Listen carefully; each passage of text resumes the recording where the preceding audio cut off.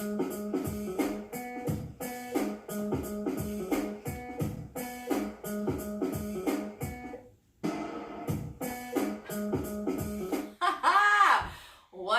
up, you guys, and welcome back to the channel. If you are new here, you obviously clicked on this video because you want to know some of the lessons that I've learned and potentially that you've learned in 2020. So if you're new here, my name is Nataley, and if you are an OG to my channel, my name is still Nataley, and I've just been very inconsistent, and I haven't uploaded in a very long time, and I've kind of just been all over the place. So, you know, as we approach 2021, we could just say there's going to be some new beginnings and some new things to my channel.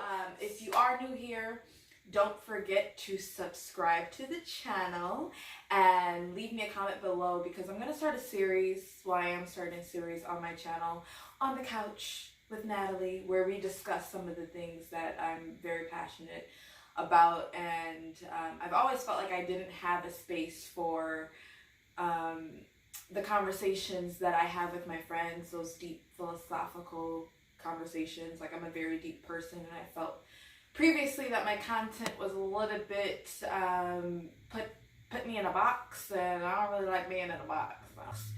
So if you're like me, you're probably multifaceted, and you're passionate about multiple things, and you're driven to do multiple things. And I just felt like I'm really the only person putting me in a box, regardless of what society says is relatable or how I should be relating to people. It's pretty much up to me to make that choice if I want to put myself in that box. And the truth is, I don't. She don't. So leave me some comments below, some things that you guys are interested in hearing me talk about. But I'll keep, creating the content that I want to make. And I hope that you guys find it enjoyable, and that you want to join the community. So the ones that have been subscribed to my channel, hello, it's good to see you again. What's up? But we're just gonna jump right in. I can just talk for a very long time and kind of just miss some of the points that I should be making.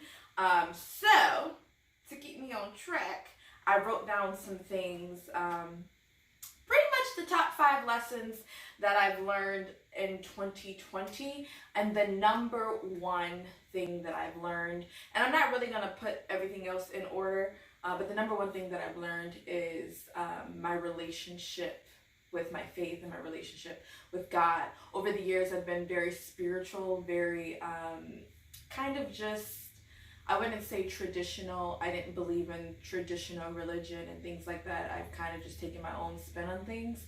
But in the year of 2020, and I will say probably in the last 2 months, I would say I'm a follower of Jesus and a follower of God, and that has been such a journey to even get to that point all these years in my life. I'm 28, and I don't think the relationship that I've built the last couple of months with God is nowhere near what it's been growing up. So that's going to be a separate video. And when I say that's been such a lesson, is because I've put so much trust and so much faith in the universe, in my spirituality, that I felt, which became so clear this year, that I was missing more of a human, more direct relationship with God and Jesus. And so I pretty much topped that as, like, not only was it a lesson in my faith, but this year you will be tested, or you were tested, and you are being tested in the things that you stand for and you believe in. And when you don't have faith in anything, you don't have faith, and you don't have that source that you can connect with, this year really tested that. Like, y'all know, I ain't even gotta, I don't have to go all into it, but y'all know. So that's gonna be a separate video, because it's very,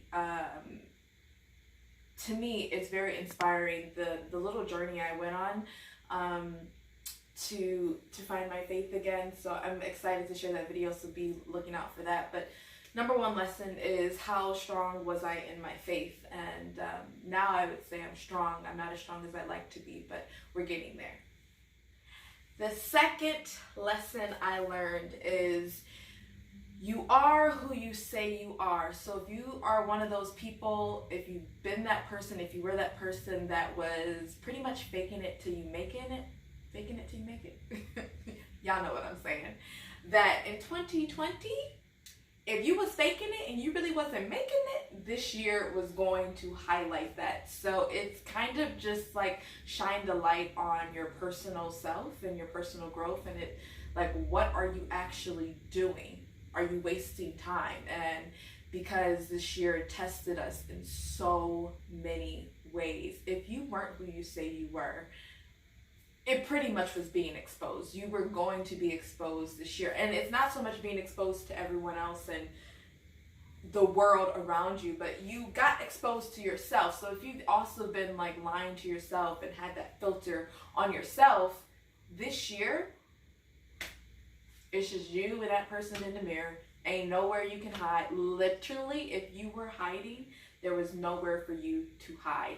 And so I think it's, that's extremely challenging because you really don't have anyone to blame. And it's not like there is anyone to blame, but you literally have to work on yourself and the things that you say you want to do and the person you say you want to be. There was no more, I'm this person, and it's like, okay, where? Like, we don't see it.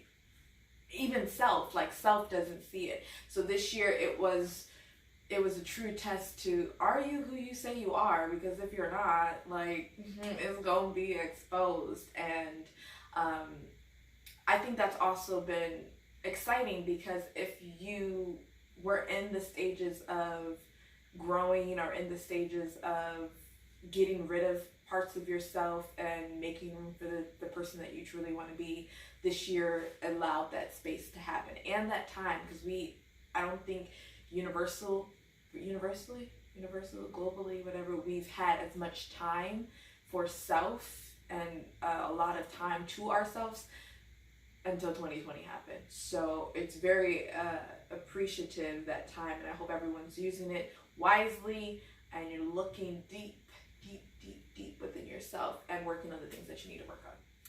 Number 3 is the importance of community. For me, I have such a niche circle. I wouldn't say I'm a big social butterfly. I actually have social anxiety. I get hot and my heart starts beating really fast. I'm like, I can't do this. I don't want to do it. I'm gonna just be by myself. But I do have a very, very close group of friends that I've been friends with for, some of them, over 10 years now, and I'm so grateful for that group. And so this year has shined a light on who is in your community, because not only was it I'm grateful for my group, but I also looked at certain friendships, certain acquaintances that I had, and I'm like, why are we friends? There isn't, especially I live in LA, so you just have a lot of acquaintances and a lot of friends at times, and I just kind of felt like some people I was friends with, one of my friends, and other people I'm friends with, I'm like, yeah, this is why we're friends. And especially when you don't live close to home, your friends are your family. And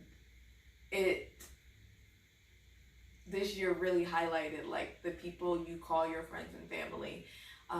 It was kind of put to the test. Is you really my friend? Are you really gonna show up when I need you to? Especially this year, I would say I have a certain friend group. It's all girls, and we've all had birthdays this year, and we've all gone out of our ways to try to make our birthdays very special. And that little bitty thing shows the people around you, no matter what's going on in the world, there's people that's going to show up and be there for you, and try to make such a sad, lonely, surprising year still exciting, still making sure you feel the love. And so it wasn't about let's just fill our time and space with things to do. It's you really got to focus more on your friendships and see why you're friends with these people. And this year kind of gave that space to see why are you friends with the people you're friends with, and the way they showed up for you and the way you showed up for them really showed you why your community is so important. It's very important. Check your friends. Not like check them like, let me tell you about yourself, but like, you know, you should do a mental check on why you're friends with the people you say you're friends with. Number 4 is, are you prepared for when life throws you these curveballs? And life happens and we're not always going to be prepared the way we want to be prepared, but there's certain things that we could have done leading up to this to make us more prepared for when something like this happens, when we're completely thrown into a whole new reality, whether that's financially, spiritually, emotionally. Like, were you prepared for it? Because I tell you right now, I wasn't. I was nowhere near prepared for any of this to happen on all of those levels. And I really wish that I took certain steps and measures leading up to this year to be a little bit more prepared, whether that was, you know, securing a more secure job, or securing my finances, like having more money in savings and saving correctly and spending less. And spiritually, like, I really wish that my relationship with God was a lot more solid, instead of making this year, how do I want to say it?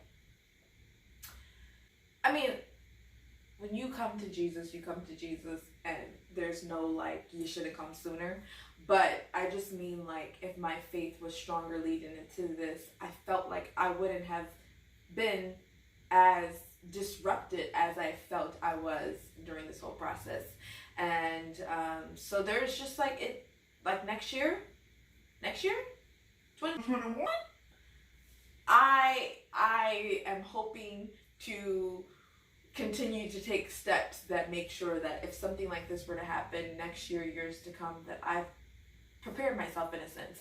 And what a waste it would be to have gone through 2020 and experienced the things that 2020 have taught us and that we've lived through, and not be prepared if something close or like ever happens again. Like, what a waste of the experience. So I think no matter what you do, believe, how you feel, like this should definitely teach you how to prepare for moments like this, and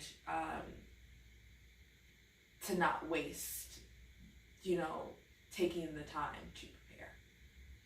I think that's what I want to say. Number five is differences.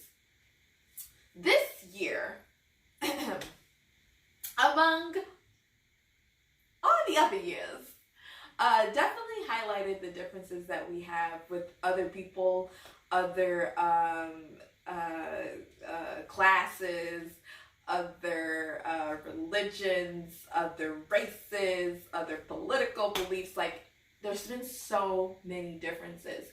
And I felt like one of the biggest lessons that I'm continuing to learn and see is that it's okay. It is 100% okay to have differences. If you're mature and you're able to see these differences and say, okay, we're just different on that level, it doesn't mean that you're a bad person. It doesn't mean that we can't relate on other things. I feel like as a society, we try to find how we relate to people, and the moment there's like differences, we're like, we don't relate to you no more. You're not who, you don't really fit in with me. And it's kind of become the most immature thing.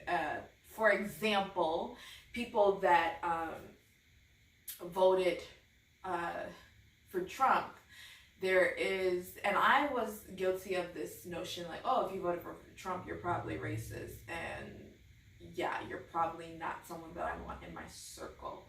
And it's such a isolated, negative, scary way of thinking, because not everyone that voted for Trump is a racist, and not everyone that voted for Biden is not a racist. Like, and I've had this conversation with some of my friends, like, I'm just going to view and decide people on a individual basis. And so I think this year, because of our differences, like, we wanted to place blame. And to be honest, I felt like Trump was blamed for a lot of things, and whether or not he sparked people's confidence to speak out about how they really feel about other people, at the end of the day, these things came out of this individual's mouth and that individual's mouth, and to say that, oh, he had all this power to make someone act like that, I just don't see it that way. Like, if you let certain stuff come out of your mouth, and if you don't like certain people because of certain things, that is your individual choice. And so I have to judge you as an individual, as I would want to be judged. There's certain things that people like, people that look like me, people that come from the same background that I have, and I'm put into a box because of, you know, overall, this is how people view a certain kind of person, and I don't want to be viewed how you assume these kind of people are. I want to be viewed as an individual, so I give that same respect to people. And those differences has caused a lot of heartbreak and disruption and a lot of loss in our society. And you know, it's a bigger conversation that I want to have, and it's one that I'm actually not 100% prepared to have, but it's one that in 2020 that it's just evident that our differences are hurting us, and I think it's not because we have differences, it's just how we are dealing with our differences. And so I just really want to encourage to have conversations rather than to just throw people away and put them in a box and say, okay, well, just because you think like, or you think, it depends on what you think though. Like, if you got certain beliefs, like, listen, door shut, we can't talk, end of the story, end of book, close chapter, that's it. But there's certain differences that, you know, they're just differences. They're just different. They're not 100% what you believe or what you, how you view things. So I just don't want our differences to be what tears us apart. It's okay to have differences, you know. So those are some of the top lessons that I've learned in 2020. This year is coming to an end, so we can only pray that 2021 is the year where we use what we learned and how we grew in 2020 and apply it to 2021. So I really hope that you guys enjoyed this video. As I mentioned earlier in this video, my next topic that I'll be talking about on the couch is my faith story and my journey to God. And I'm really excited about that one. It's one pretty close to my heart, and I actually tried to film that video probably 5 or 6 times now, and it's really hard to film, but I got it together. So I really hope that you guys like this video. If you like this video, hit the like button, subscribe to the channel, and you know, I have quite a few of you subscribed to my YouTube channel, but you're not following me on Instagram. So I'm going to put my Instagrams on the screen here. I think I have my main page and I have my fitness page, because you know, I got little muscles, you know, I be lifting and stuff, I be jump roping, I be going up, I be going up, so yeah, definitely follow me on those platforms, because I do upload, or I do post more on my Instagram and things like that previously, but you know, we gonna change all that. So until next time, I am excited to see you guys next video. I hope you guys have an amazing day, and I'll see you soon.